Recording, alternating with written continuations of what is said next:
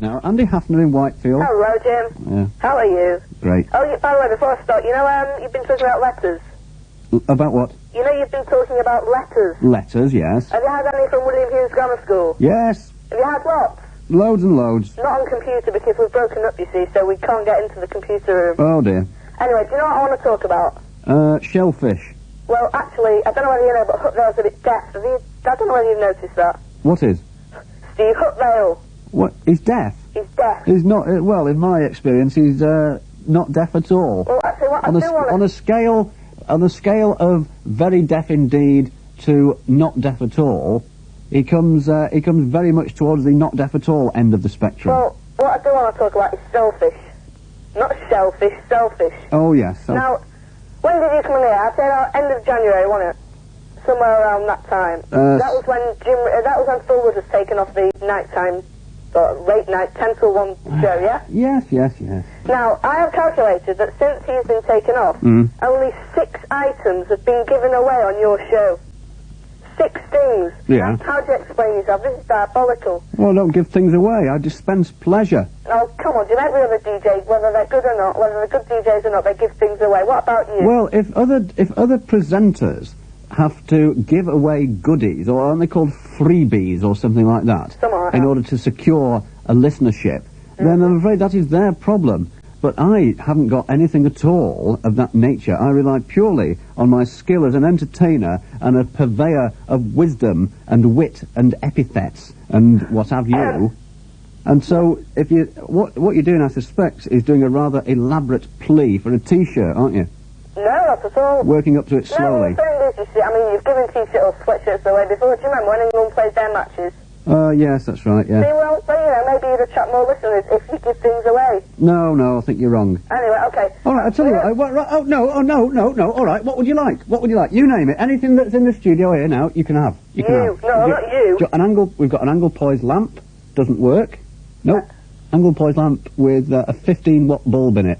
What else have we got? We've got some jingles. I like your record player, because then you won't be able to play any of the rubbish records that you play. We've got last Thursday's Daily Mirror. How's that? No, thanks. No? Nothing like that? Okay, then. Oh, Jim, yeah, another thing. What? You know, you mentioned last night that you went strawberry picking over the weekend. Oh, yeah. Well, now, you said it was somewhere around the Redcliffe area. Yeah, Was it Kersley? No, it was Ringley Road or something. Ringley Road? Yeah. Right, I just live off there, and isn't that brilliant? What? Brilliant of what? I live on Ringley Drive. Do you really? Yeah, and so you would have presumed that you've got a car driven past my road. Yes, well, that's very wise of me, I would think. I feel deeply honoured. Yeah, good. And I made some jam, actually. Yeah, I know, you mentioned that. Yeah, it's very, very nice indeed. I just managed to reach the setting point. You know, you have to be very careful because I've never made jam, I don't like jam. Well, if you go past it, it goes runny, you see. What, the strawberry field? No, the strawberry jam. Anyway, never mind all that. Why am I talking to you about that? Go on, push off. Oh. Good. Well, excellent. And the Andrew Hafner from Whitefield there coming on and putting his 2 pence in. 24 hours of stereo music, the heart of the Northwest beating each day. Sit down, relax, you'll always be welcome to stay. Picadilly Radio. Hawkins, has just been through. Shut your face. Has just been through with some people who should have been here before the news, but it's my fault. Didn't make it. Anyway, never mind. Ashley Reeve.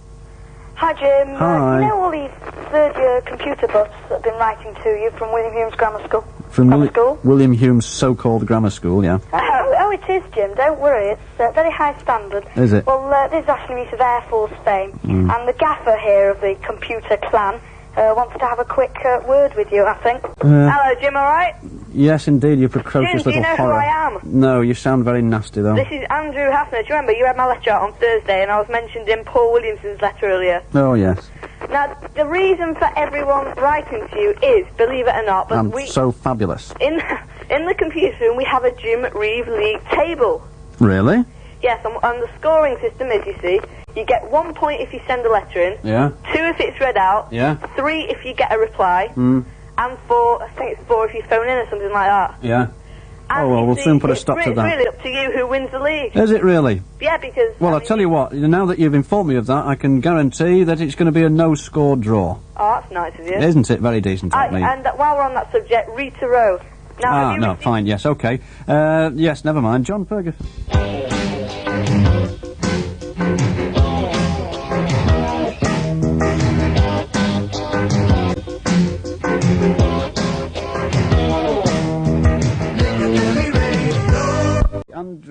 Schaffner in Whitefield. I know you, don't I? You Guten Abend, James. Bulbous person. What do you want? Cricket. You want cricket? No, I want to speak about cricket. Yeah. You were speaking about the Pakistani cricketers last night. Yeah.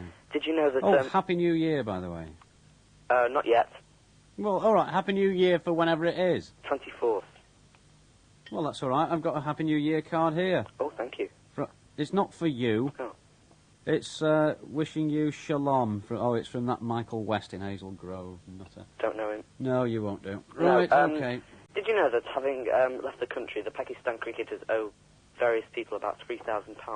What types of person? For example, the scorer. You know, the guy that travels around with them scoring. Yes. Well, he gets paid something like 60 quid a match. Oh, yes, I think I read this somewhere. And they've not paid him. They've not paid the baggage man. You know, Tony Brown, the fellow that goes around carrying all the bags and arranging all the travel. Yeah. And they also owe something like 900 quid laundry fees. Oh, dear, oh, dear. And they've left the country having not paid these. Well, that's outrageous. Anything else to say? Yes, last night you were on an Indian theme. Things like Papa Don Preach. I've got a couple of those for you. Oh, yes, Indian grub songs. Exactly. Yes. Well, that's quite funny, actually, isn't it? Not particularly. Well, it is with what I'm about to say to you. Oh, right. Yeah. How about the ABBA hit Tika Chance on Me? Yes, very droll, yes. And by Mr. Ashley Reese got this one. Cliff Richard and Curry Doesn't Live Here Anymore. Oh, very good. Not bad, eh? Very, very entertaining. One more thing before I go. I've got a bit of a bone to pick with you. Little Meshuggah. Yes, what? I have a bone to pick with you. What is it? Cast your mind back to April the 12th, 1987. Oh, yes, indeed. Where were you? You were supposed to be at Brookvale, down at a charity event, refereeing the final, and people were waiting half an hour for you. I forgot about that. Oh, and brilliant. Anyway, you're an annoying little Thank git. you very much. You're welcome. Think nothing of it. I know you do the same for me. And if you're having any more do's in future, then don't hesitate to get in touch, and I won't turn up there either. There we are. That's entertainment so far. Pretty ropey. Yes, I know. But it's don't forget, we've got all... Look, at the moment, we've got just sort of... prepubescent Ashkenazim, such as the person that you've just heard, and people from Lee who are having problems with badgers. Don't worry, after 11 o'clock, then we get the real heavyweight psychopaths coming on, because they've all just been turfed out of the cucumber and hearing aid, and they get back and they fancy a bit, you see. So if you're listening to this programme because you've heard such glowing reports of it, and you're thinking, well, this is a bit rubbishy, then the first hour, I concede, yes, the first hour is generally verging on the puerile. Okay. Picadilly Radio. Right, we're going to have a break and then we can talk to some punters. Yes, it's 18 minutes past 10. Paul Williamson is the first Herbert on the programme tonight. Have you gone? Hello, Jim. What's that racket in the background? Nothing. Oh, nothing? Oh, fine. No. Anyway, listen, are you the precocious little git who wrote in last night about computers? Yeah. Yeah. I'd just like to ask, when you go, who's taking over from you when you go on holiday? Mike Briscoe, I believe. Well, we'll send him some letters. Good. How come you never read out? We were going to ask you to come to our garden fete, but... Listen, in your little short gabardine trousers. I'm quite tall. Are you? Yeah. I wasn't referring to your height, I was referring to the length of your trousers. They're quite long as well. Smarty. I've got 1, 2, 3, 4, 10. 5, 6, 7, 8. 8 at the moment. 2 must have got lost in the post. Yeah. Letters from the computer room at William Hulme's Grammar School in front of me at the moment. Okay? Yeah. Now, I'll tell you, should I tell you what I'm going to do, Paul? What? I'm going to do the following. Are you ready for this? Yeah. Are you cassetting it? Yeah. Right, here we go.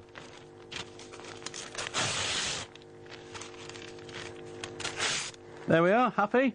No, you shouldn't have done that. No, I shouldn't have done that, although there were one or two funny jokes amongst it, I must admit. Listen, what exactly do you want to talk about? And I tell you what, if it makes you happy, you appalling Herbert, then I'll come to your dreadful garden party, because I have got the programme on... do you want me to promote it? Yeah. OK. William Hulme's Grammar School, brackets, hoping to be as good as Manchester Grammar one day. Invites you... We don't play games on a Saturday morning at Manchester Grammar. Invite you to a garden fete at the school on Saturday the 12th of July 1986. To be opened at 2 p.m. by fabulous, wonderful radio celebrity James H. Reeve. Whoops-a-daisy, last-minute alteration. It'll be in the Aegean then, so you've had it. Yeah. So that's tough, really, isn't it? One way and another, yeah. Someone else has been ringing up later to ask if you want to meet us in McDonald's. I'll be with you in spirit, anyway. All right. Right, probably Retsina. All right. That's a Greek joke. Are you doing Greek? No, good. He said. Yeah, oh, well, actually, that's far, far superior. Because, actually, you don't meet many ancient Greeks these days, do you, apart from Melina Mercouri? Not many. No. Right, bye-bye then. Yeah, bye. Cheers. What a... Oh, dear. Steve Carter in Didsbury. Oh, now then, this is better. This is going to raise the tone of the programme. You want to talk about raisins, I gather. And Paul Williamson has written on a computer, a clever little git, saying, Dear Jim... since the rest of my school seems to be crazed with writing to you, this is in fact the case because I've got another letter here written on a computer, complete with misspellings. You think that I've ironed out the snags in these computers by now, wouldn't you? And the signatures of what appears to be the entire school on various bits of paper stapled to it. Anyway, I decided to join them in their desperate plight to have their letters and the occasional to have their letters read out on your show. So from now on, you will be graced by receiving letters and the occasional phone call from me, as well as people such as Simon Sandiford-Mitchell and Andy Hafner. To get on to the point of my letter, not so long ago I heard you correctly state that Citizens Band radio had become obsolete, but now I fear that computers too are fading out of the limelight that they used to have. Computers used to be the centre of attention in a room. I expect you say room, don't you? But now everyone takes them for granted. This problem seems to have been caused by the overuse of them, especially for games, which has destroyed the initial idea of the computer as a scientific aid. Most younger people who have grown up with computers think of them simply as games machines, but it should not be neglected that many industries use computers for their particular line of work. Because of this, they are forgetting the art of computer programming. I myself would be upset if people neglected the computer's proper use as well as its games abilities, and so on and so forth. Well, that's very, very stimulating, Paul. Thank you very much for writing in. Personally, if someone stopped me in the street and gave me the most expensive home computer ever produced, I wouldn't know what to do with it. I'd probably take it home and use it to put my cup of tea on top of while I was desperately trying to find the bread knife first thing in the morning. Anyway, that's quite enough of that. He also wants me to play A Good Heart by Fergal Sharkey, which I'm not inclined to do at all, but I will do later on.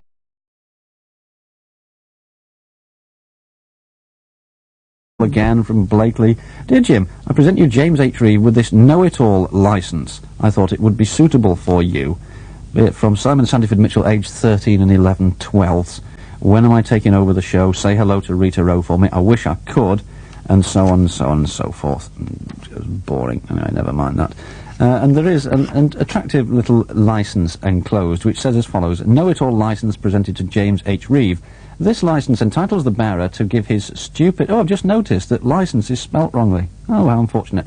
Entitles the bearer to give his stupid opinion on any and all subjects. Under no circumstances are you to be contradicted, since you are the world's greatest authority on nothing. And it's signed by You Are Boring, the founder of the Long-Winded Speakers Society.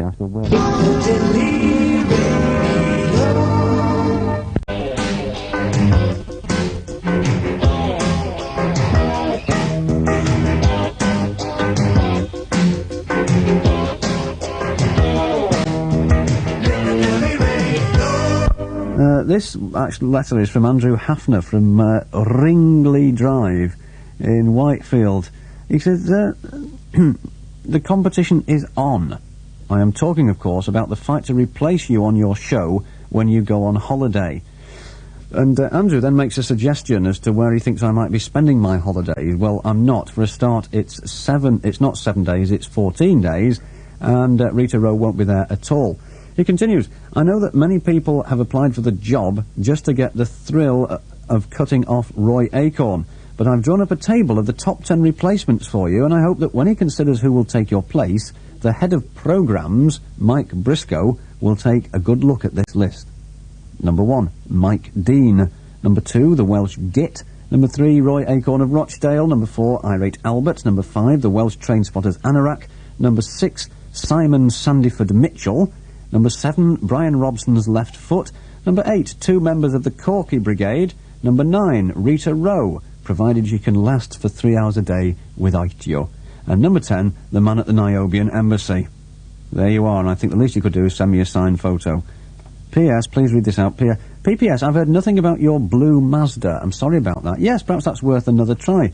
If you see parked up anywhere in the Bury area, a blue Mazda pickup, registration, I think it was CNE981Y, then give the lads at Whitefield Nick a ring, because they want to speak to the bloke who drives it around about one or two things, right? Blue Mazda pickup, CNE981Y.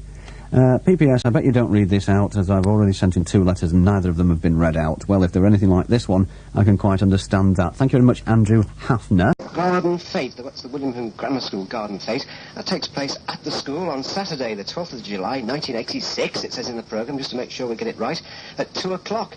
And they said they'd invited Jim Reeve to go to this bonanza here, but he said he'd be away on holiday, quite right too. And then they said, I realise this is Mr. Simon Sandiford-Mitchell, aged nearly 14, and shows it. He realised that I'd like to go more than Jim Reeve would like to go. If by any slight chance I can't go to the fete, would I ask Rebecca Want if she'd like to come, as it's raising money towards the school centenary fund, etc., etc., etc. The headmaster has told him to tell you to read this out on Thursday evening before 10:30, as he's got all his friends and relatives and most of the school to listen to them. So, all hie ye down to the garden fete of William Hulme's Grammar School at the school, Saturday, 12th of July, 1986, and that is the end of that. Right. Hulme's Grammar School have been sending me notes ever since Mr. Reeve happened to mention that I was doing the show on these word processors. Ashley Reese of Air Force fame, it says. I've never heard of the guy himself, of course. Congratulations, he says, on your appointment to the former Jim Reeve radio programme, even though it only lasts 2 weeks. Blah, blah, blah, blah, blah, blah, blah, blah, blah. I said mention his name, which you've done. And then there are people here, he wants to say, the list of morons that ring in and write to the show, very bad taste, William Hulme's Grammar School, Mike Dean, Irate Albert Roy, all this sort of nonsense. Stephen Edwards, Robert Rose, James Lee, Alex Street, Jason Samuel, and Simon Sandiford-Mitchell. That's your lot. Don't write again, or else I shall get very angry. We'll talk to some people on the lines after the break.